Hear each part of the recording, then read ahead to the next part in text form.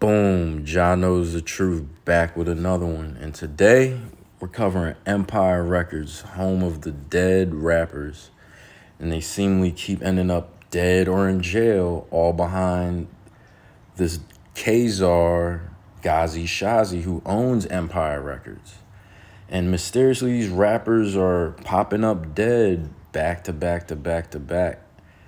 And it's ritualistic, and the sickest part is behind the scenes, as part of these 360 deal packages, they're collecting life insurance claims on these artists.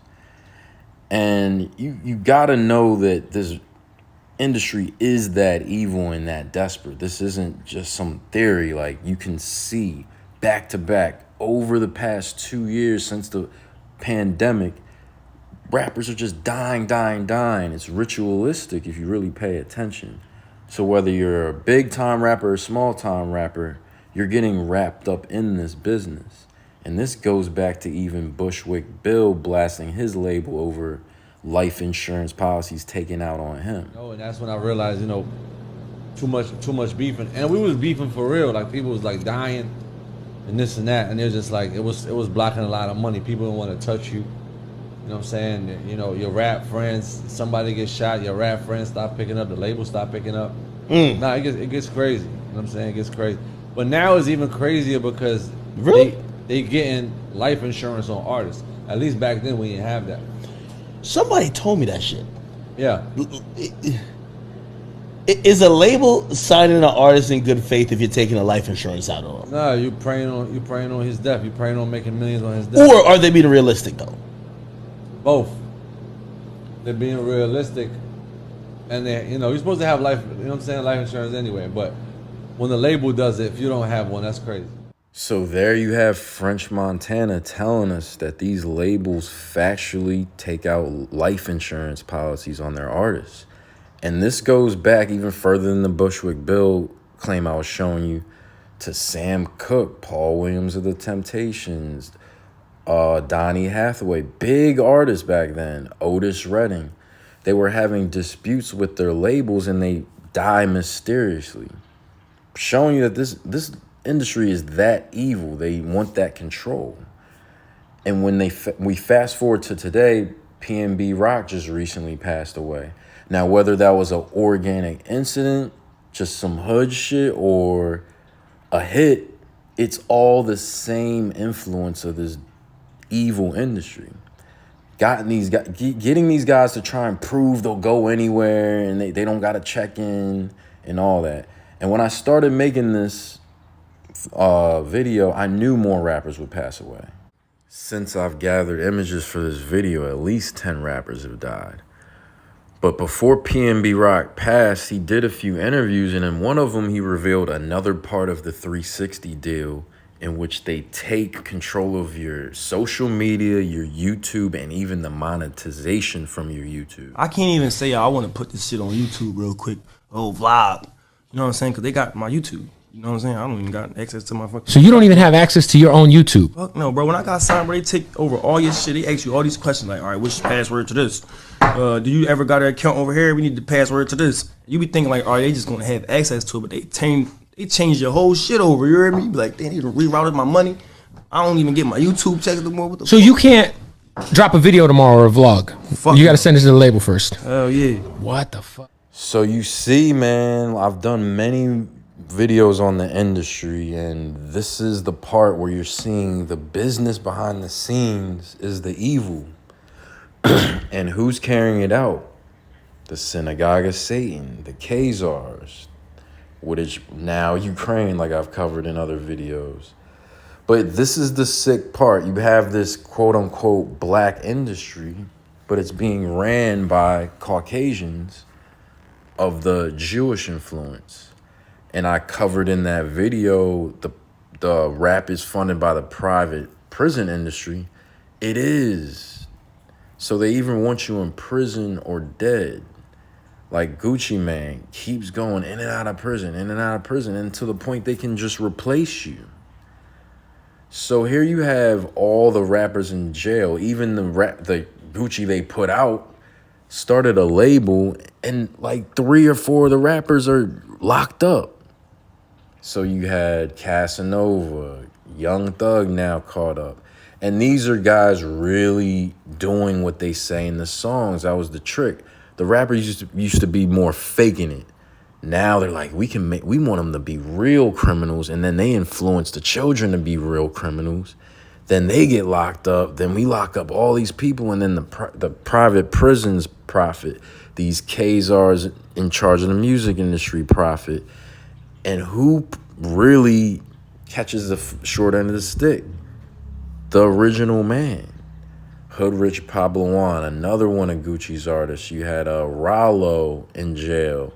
Pooh Shiesty in jail. All under that new label, right? Isn't that kind of strange? He signs all these criminals and now they're all in jail. So this is just all the ones in jail. And I know there's some missing off the list. But a lot of these guys were just coming out and they just end up in jail trying to be too real. Because the trick now is we want it on all sides. We want people going to jail. We want people dying. We want people emulating destructiveness. Even if you're a straight up square, you fantasize about being the street rapper. Or, of course, the athlete, but that's another subject. But here you have BG still locked up. All these newer artists, that K-Fly kid, he just had came out. Just like when Bobby Shmurda came out and he went right to jail. Max B. Now, French Montana was the garbage artist, but Max B was the one with the talent, and he's still in jail.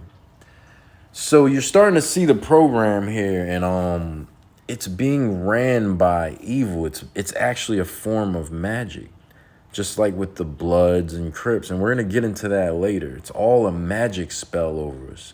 And then recently you had people like Trouble die. He was one of the artists I kind of liked. He famously said, I don't really rock with the industry. It's too gay. And that's part of it. It's satanic and that. So here you just have collages of all of these dead big-time rappers, right? Well-known rappers. And another part of this formula is you traumatize not only the artist's family, but his fans. And then when you go to stream that music, it goes all back to these Khazars. And not even just on that front, they have your life insurance policies, which you might not even have had one. So your family might be struggling while there's millions coming in off the back of your loved one. So you go back to drill, and now we're starting to see the root of what they were doing with all this Chicago programming. They wanted you on lean, drugs, in the house, gangbanging against people that live right across the street. Some of these people are relatives. So where do you go from FBG Duck being murdered or Fredo Santana having an overdose on lean? That's a pharmaceutical angle of this whole mix. They want you on their drugs. They want you wearing the gay designer clothes. They want you destroying yourself. And here we'll get into the magic a little bit. They want you programmed to say the same things. Armed and dangerous, armed and dangerous, armed and dangerous. And there's another part of the ritual, these star rings. Even with Tupac, these artists always end up mysteriously dead. And if you know anything about these artists, they're given these little trinkets. It's not like they pick these things out. So back to what I showed in my operant classical conditioning video, these are Masons, and it's all part of the trick. It's controlled. I showed you Young Thug admitting he was a Mason, but this is his swearing in as a Mason. It's not a myth. And you'll be surprised to see how many of these artists are tied to that. Usually the ones that stick around for a while. And they do the rituals, and they go by unscathed. And here I'm going to connect why Young Thug and NBA Youngboy are both tied to the Masons. No theories. Like that, I ain't that, but I grind hard for to get where I'm at. I'ma blow about that. Gave him my trust and I burned from it. I should've known better than that. I done bossed up, I ain't tripping, no. Just remember that. So in that clip, it might have been hard to see, but NBA Youngboy and all his buddies are wearing Freemasonic square compass chains. And this isn't something, you know, kids just wear. It's not some general piece of jewelry or charm you wear. So it's very clear to see how these people become so famous out of nowhere that push this destructive message. He was like 15 or 14. So it's pretty obvious what's going on and why these are the famous artists and why they go in and out of jail. And here's another one I suspect of being replaced. I mean, he had these dents in his head. He was uncontrollable, very hardcore. And now he's wearing makeup. The scars are different. He's talking different. They replace these guys because they don't want to go along with it. So I'm going to go to this clip of a guy named Rashad Jamal who's from the Chicago area. I see motherfuckers come and talk about some, oh, the COs gave the drop on him. Man, ain't no COs gave no drop on shit. You feel me? The police killed him. The police killed him because he was somebody. You feel me? He was somebody. And they already knew that killing KTS Dre was going to amplify the war on the east side of Chicago. Like it's fucking doing. As soon as they kill KTS Dre, they say about 8 motherfuckers got killed on the east side that same night. Yeah, because folks in them ain't even finna play like that. When you kill a motherfucker like that, not only did they kill him in front of his mama, the ousted member for his set. You killed a nigga. Overkill, you shoot a motherfucker 64 ain't moving behind that. But guess what, y'all? This is the bullshit I talk about, right? Just like when they killed Duck. The only reason that the cops killed Duck is because FBG Duck was finna stop the BDGD war. He was an outstanding member of the GDs who was big, as a big artist, and he was just talking about he willing to end the war. He had did the 2020 vision campaign, the whole thing. You know how much money the industry make off these niggas beefing? Bloods and Crips and GDs and BDs, they making billions of dollars, nigga.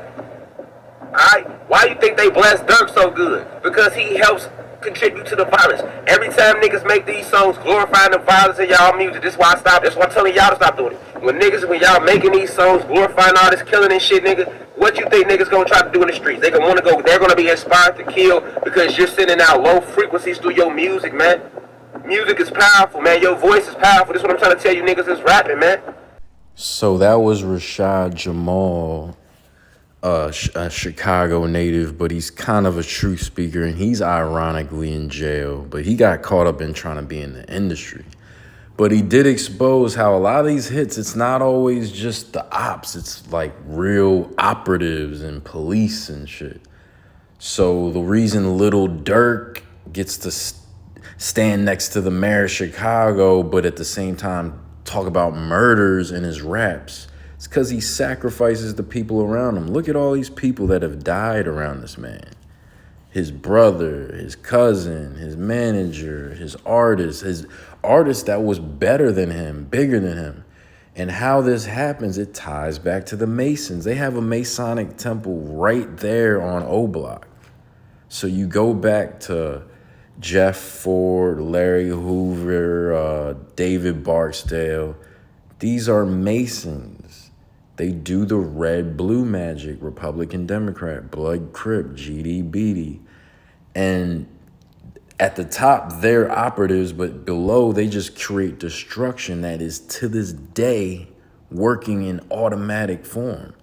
So you have Jeff Fort here, who is also part of secret societies, and he's tied to the Anglo-Saxon secret societies. That's why we even know his name. So wrapping this all up, man, it's time for us to really expose this industry for their criminal act. Crimes against humanity. That's what this industry is really responsible for. We got to stop encouraging it. Let's get this out of our programming. Peace.